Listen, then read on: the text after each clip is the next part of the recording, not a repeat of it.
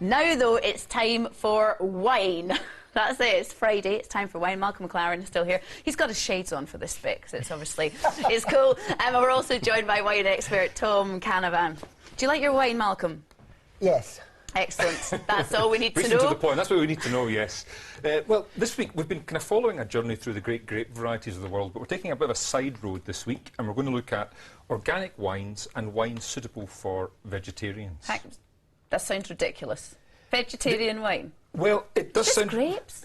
Well, indeed, I mean, to a certain extent you're right. I mean, all a bottle of wine is fermented grape juice, but there are some products used in the process of making wine that can be derived from animals. A typical example would be gelatin. Right. Now, gelatin can come from animal bones, and it's used in one of the stages of winemaking to clarify the wine, to clear it of any little particles and make it nice and bright. Now, some vegetarians won't drink the wine because the animal product's been used in the process, although it's not actually in the bottle. But when you go into the supermarket, you never see, OK, you've got like wines from France, wines from Spain. I can understand you get organic sections now, but I've never seen vegetarian wine in the supermarket. Yep, on the back labels, you'll often see the little green V for vegetarians. They're quite a lot. It's quite common, and it's becoming more common. It's one of those things that people are concerned about, and if you don't need to use the animal products, then some people are saying, well, let's give us the choice and give us wines that are made without them. OK. And organic wine, obviously, I've heard that that's just the wine that doesn't give you a hangover. Well, there may be some truth in that. Organic wine comes from organically grown grapes. And so that means there are no synthetic chemicals used, no fertilisers, no sprays against mildew or bugs in the vineyard. And so the wine has less additives in it, and in theory should be a purer product, which if people have sensitivities to some of these chemicals, in theory, then the wine might not give them such a reaction. So there we go. We've got the background to vegetarian organic wine. I think now, Malcolm, we want to taste it. You want to taste some? Yes. Well, we're kicking off... Yes, absolutely. Yes, come on. Well, we're kicking off with a bit of a find, I think, because it's only £3.99 a bottle. It's a sparkling wine from Aldi, and it's a sparkling Pinot Grigio. Now, should you, if it's a sparkling wine at £3.99, you shouldn't automatically go, oh, it's probably not any good then, should you? No. I mean, you should... I guess you should never say that. The proof of the pudding will always be in the tasting. And although £3.99 is not an awful lot of money to pay for a sparkling wine, for any wine. We've been through before on the show all the reasons why some wines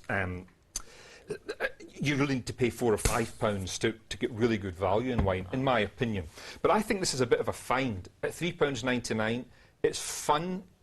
It tastes good for parties, for laying in for Christmas time, you know, if you've got any big parties coming up. I don't think you can beat it. A whole case of this stuff is going to be less than 50 quid for 12 bottles. Now, Malcolm, you were once a professional wine taster, weren't you?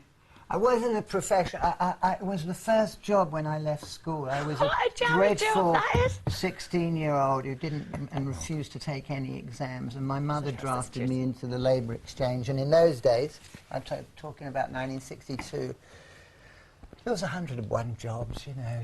A guy read it like a list from pea factory to bio factory to, oh, I don't know, packaging milk. And halfway down the list, there was something that said trainee wine taster. And my mother just said, that's it. I know, that would be good. Well, let's see what you make of this one here then. Cheers. Cheers. Well, cheers. This is the Via Caro Pinot Grigio from Italy.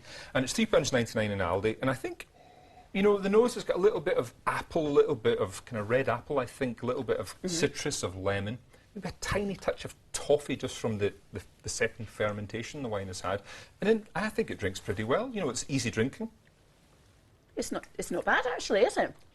£3.99. There's nothing wrong with it for £3.99. No. I think it's a bit of a bargain. What do you think, Malcolm? I think it's mediocre. Yes. Frankly. You know. Well, I think at £3.99, that's a pretty... That's praise, I would say. Well, I think there's a problem, because I think sparkling wine is becoming fashionable, and as people can't afford the genuine article, they can't afford the real champagne. Well, that's quite a good They can buy these other sparkling wines, and there are, you know, there's Prosecco and there's the Spanish Cava. Neither quite add up to really great vintage champagne. Well, that's true, but at the same time, I think the producers of those would say they're not trying to be champagne, they're trying to be something different, lighter, fruitier, a bit more fun, and at £3.99 as opposed to, you know... Well, £3.99, I mean, you're really chancing your arm for being poisoned or whatever. Right, so I think let's move on to the white wine next. We've got two more to try quickly before we run out of time here. Oh my God, yes, OK, so next one. Fox Gordon Fiano from Australia, from close to Adelaide. Now, Fiano's a grape from the south of Italy that's part of a whole family of Italian white grapes, which are really great, I think. They all have the similar quality to this, which is a little bit of honey on the nose. Yeah. I'm getting honey. I can smell that honey. A little bit of pine nut, something like that. Can't you? Beautiful fruit, quite tropical fruit. Have a little sip of this one. Right, Malcolm, what do you think? Mediocre, better than average, brilliant. Complicated and not good. Not sharp or focused. This isn't a cheap one either, is it? This is not. This is £9.99 from Odd Bins. You liked this one as well. It's a complicated wine. It is. There's a lot going on. Yeah, there's a lot going on. It's got issues. It's a bit too much. I think it's delicious, and I think it's going to be a really good wine to have with things like creamy pastas, creamy risottos, because it's got a bit of body, a bit of weight to it as well. Yeah. But I think it's lovely. £7.99 if you buy a case of wine from Odd Bins, so the price drops a little bit too. The last one is that one's suitable for vegetarians. The last one's an organic wine, so made without any chemicals in the vineyard. This is a Chianti. This one's from Marks and Spencer's at £7.99, and it's the Bottighino Chianti, which is organic. And again, if you have a little sniff and a taste of this one, it has the classic, I think, Chianti fragrance, a little bit of cherry, a little bit of spice, something like clove, tiny bit of tobacco in there. Tastes like Christmas. And have a taste of that, all those kind of Christmassy spices and all the cherry flavours. It does. It tastes like Christmas. That's my professional opinion of that one. There we go. Pretty sharp, pretty nicely focused. You know, it's quite an easy drinking wine, and would be great with lamb and with all sorts of tomato-based kind of dishes. Malcolm, I like your opinion here. Well, I think Chianti is a kind of generic Italian wine, and there are good and bad Chiantis.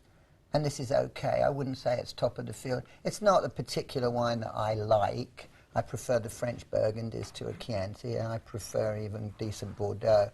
But it's okay. It's drinkable. Yeah. I wouldn't say it's top class. It's very Marks and Spencer's. Well, at £7.99 in Marks and Spencer's and organic, I think it's a pretty good drink. Well, we'll agree to differ. We've thank you very much for Tom for that. It's good that we've tried these. Are you willing to risk it now and try the hottest curry?